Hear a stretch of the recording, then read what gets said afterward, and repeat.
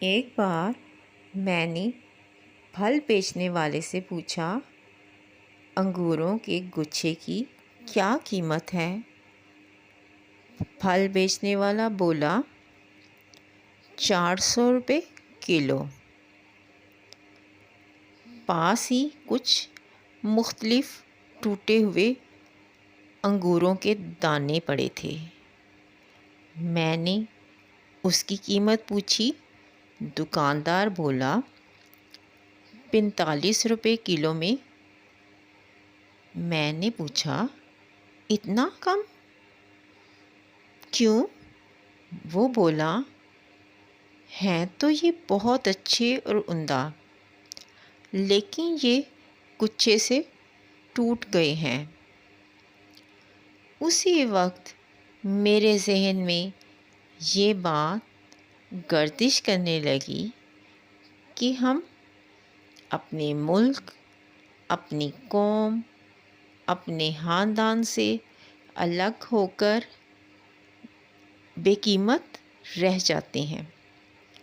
ہماری قیمت آدھی رہ جاتی ہے، بلکہ آدھی کیا، آدھی سے بھی کم رہ جاتی ہے۔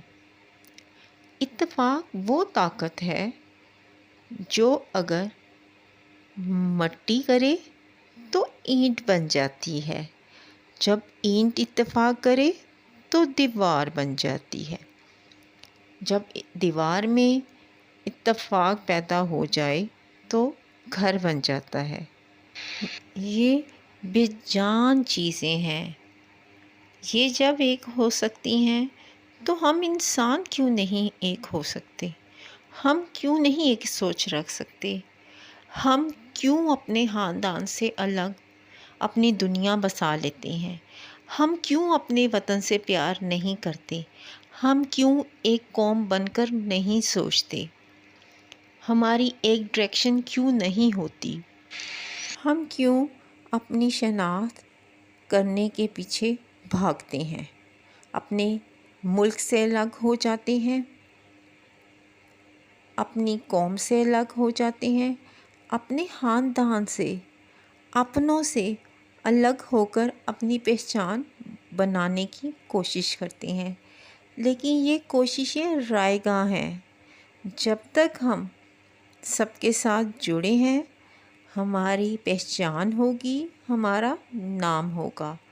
لیکن اگر ہم اپنے ملک، اپنے خاندان، اپنی قوم سے الگ ہو کر کچھ کرتے ہیں تو وہ صرف کوششیں ہی رہ جائیں گی۔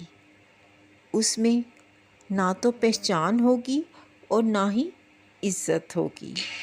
اس لیے ذرا سوچئے اور اپنی پہچان کے فوبیا کو ختم کرتے ہوئے اپنے ملک کے ساتھ، اپنی قوم کے ساتھ، اپنے خاندان کے ساتھ جڑے رہیں اور اپنی پہچان انہی کے ساتھ رہتے ہوئے کروائیں تو یقیناً کامیابی بھی قدم چومے گی اور نیک ناموں میں نام بھی آپ کا شامل ہو جائے گا۔